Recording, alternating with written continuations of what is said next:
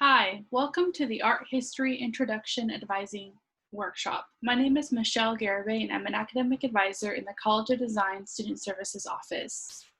Let's go ahead and get started. So this workshop is intended for incoming students that are interested in pursuing a Bachelor of Arts degree in art history.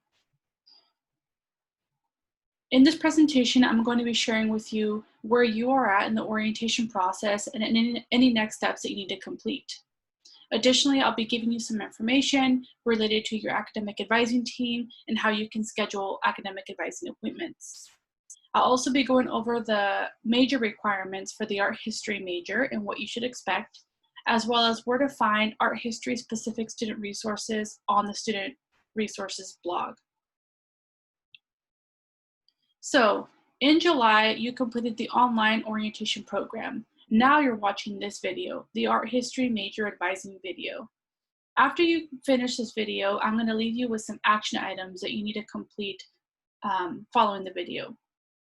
The first one is to create an ideal fall term schedule. I hope that by the end of this video, you have the tools and resources to be able to put together an ideal fall term schedule. You're going to schedule an appointment to meet with an academic advisor, and during this appointment, we're going to review this schedule. We're going to answer any questions that you have following this video or just related to your major or the U of O in general, and then help you register for classes.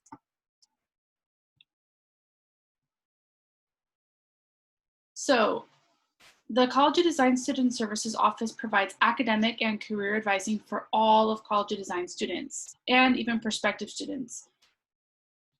The College of Design includes the School of Architecture and Environment, the School of Planning, Public Policy and Management, the School of Art and Design, as well as the Department of the History of Art and Architecture.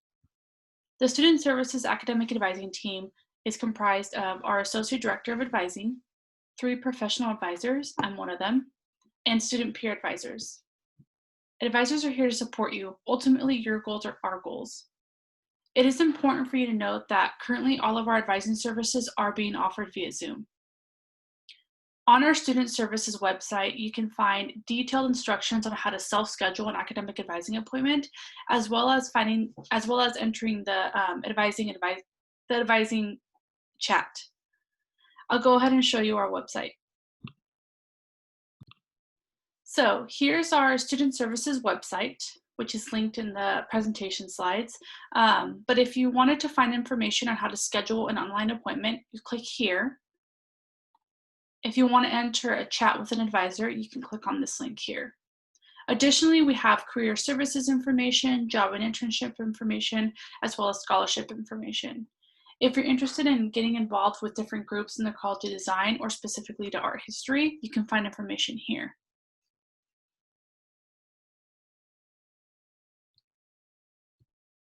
All right.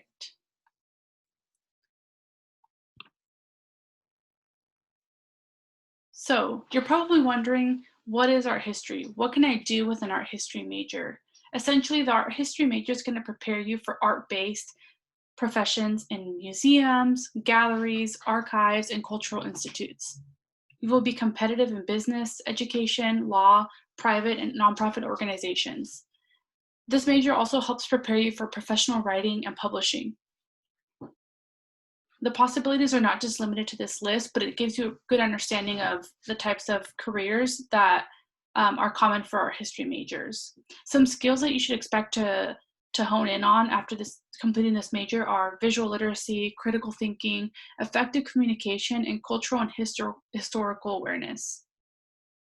It is important for you to know that the art history major is only offered as a Bachelor of Arts degree. That does require you to complete 2 years or have proficiency of 2 years of a second language. If you're watching this video, you either have already declared an art history major on your University of Oregon admissions application, or you're currently exploring and are thinking about declaring an art history major. In the next couple of minutes, I'll show you how you can declare a major if you haven't done so already. And I'll also show you the art history website so you can just feel acquainted with the information on the website. But before I do that, I want to give you some information about the Director of Undergraduate Studies for Art History. So as I mentioned early on, I'm an academic advisor in the College of Design Student Services Office. We serve all students in the College of Design. The art history major, the art history department, does have a director of undergraduate studies. That's actually a faculty member of the art history faculty group. This person is here for you to meet with you whenever you need assistance, whenever you need guidance, whenever you want to meet with someone to talk specifically about your art history program. So it's important to know that the Director of Undergraduate Studies does hold office hours every week. It's ranging from 2 to 3 office hours per week, but you can always email them or try to schedule a time outside of those hours if their office hours do not work for you. You'll likely be taking a class with this individual, so hopefully you feel like you're able to build a relationship there. Some common questions that students go to the Director of Undergraduate Studies for are related to scholarship opportunities in the program, course selection. Maybe you really want to know whether you should register for this upper division course or this upper division course. Questions related to graduate school, studies beyond the art history undergraduate degree. Other common questions that students go to the Director of Undergraduate Studies for are related to research, extracurricular things that you could be doing with the program, the honors program, thesis, anything like that. You definitely want to direct those questions to the Director of Undergraduate Studies because they're there to support you for that. So let me go ahead and share with you the website just so you know what information you can find on there. All right, so here is the College of Design website with art history information. As I mentioned, if you're not currently an art history major but want to declare the major, you can click on this link here and it'll take you to an online form where you can formally declare the art history major. I do recommend waiting about 4 to 6 weeks for this to get processed. It does get processed by the Office of the Registrar, and depending on where they're at and processing these things, it could take a while, but just know to expect 4 to 6 weeks. Below here, you'll find degree requirements for the art history major. 56 total credits. That includes lower division art history courses, upper division art history courses, one required course for the major, which is Art History 300, Critical Approaches to Art History Study. This class actually was just recently changed to Art History 411. So formally it was Art History 300, but it's now being referred to as Art History 411. Lastly, you have a studio art requirement for the major. As I mentioned earlier, you also have to fulfill the University of Oregon's Bachelor of Arts requirements. So that includes 2 years of a second language or proficiency of. And you do want to make sure that the second language that you choose is useful for your study in the research area of interest, right? So if you're interested in Chinese art, you could study Chinese, you could study Spanish, Greek, things like that. You'll also be able to find the art history major progress sheet, which I'll kind of explain further in some future slides, but you can find that information here. For the lower division requirements for the major, it lists all the eligible courses here. If you notice, our lower division courses are 100 and 200 level courses. Art history does have 2 exceptions. Art history 314 and 315 are considered lower division, even though they technically are upper division. Upper division coursework is any 300 to 400 level course. It excludes Art history 315 and 315, as well as Art history 411. That class will not count towards that because it's its own requirement up here. And I'll kind of explain the ins and outs of these requirements a little bit further in some future slides. And then some information about Art History 411, the studio art requirement here. You can also find information about faculty and staff in the art history department, course information, study abroad information, research information, all of that good stuff. All right. So you're probably curious, as I'm selecting courses, as I'm planning out my schedule each term or for the year or for the 4 years that I'm going to be here, where do I find information for that, right? Where do I go to find that information?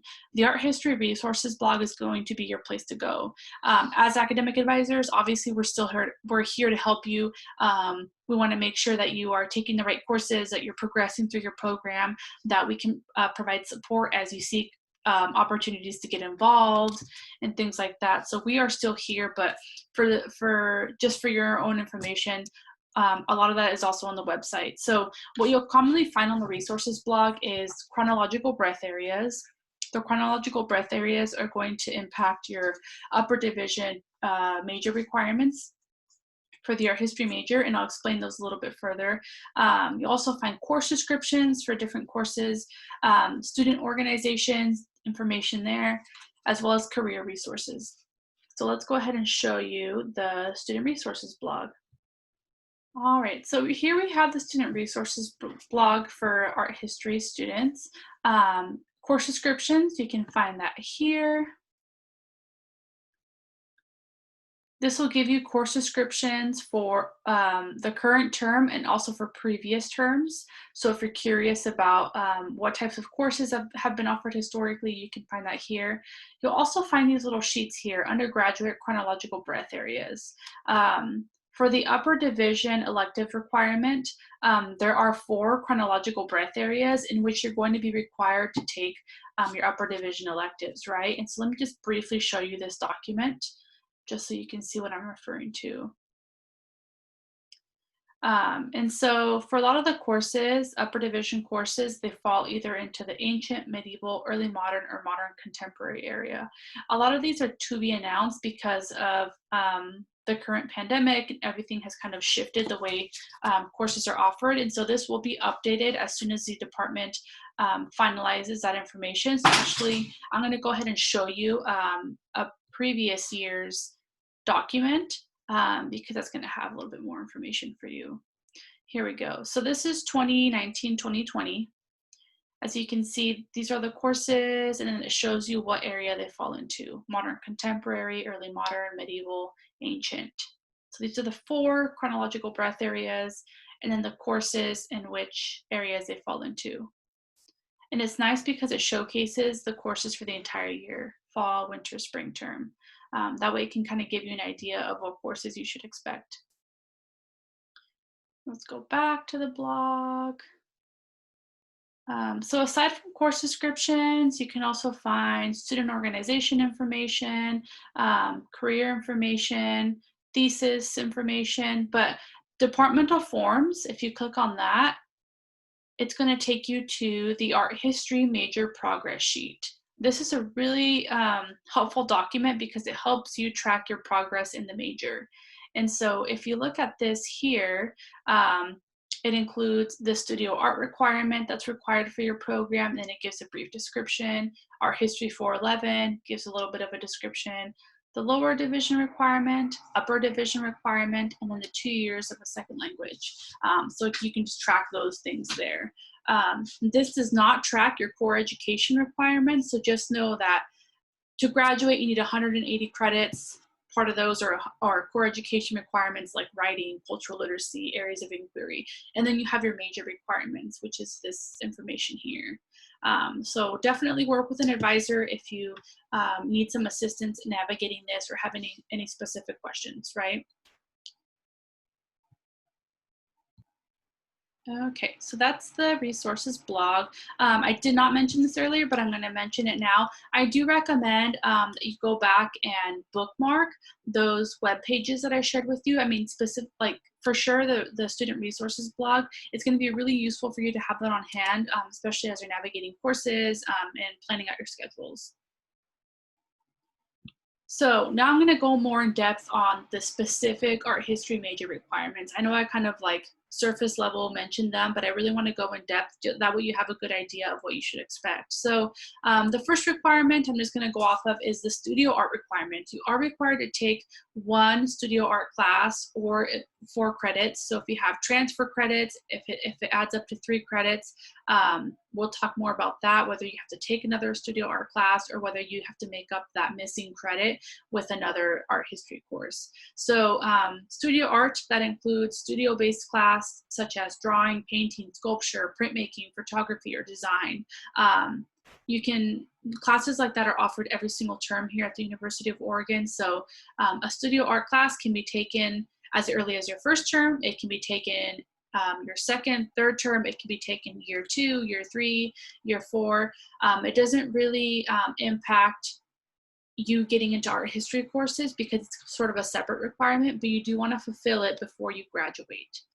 The next requirement is Art History 411, Critical Approaches to Art History Study. This is a required course for all of art history majors.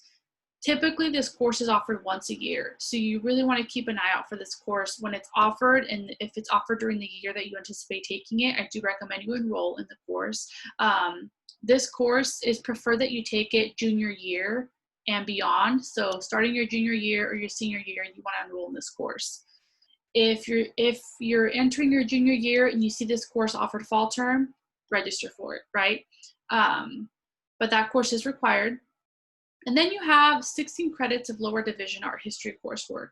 So 16 credits is about 4 4-credit classes. If you're transferring in from another institution, you're likely going to have some lower division credits taken at a different institution. They'll likely come in as 3 credits. And so we just want to make sure that you're still hitting that 16 credit lower division art history requirement.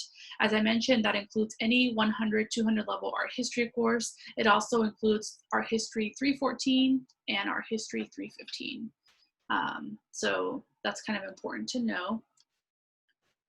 The 32 credit upper division requirement. This one has, aside from being 32 credits, so roughly 8 classes, it has other requirements within that. So I'm going to try to explain that to you in the easiest way possible so I don't overwhelm you. So 32 credits of upper division art history coursework. That's 8 classes, 300 level and above.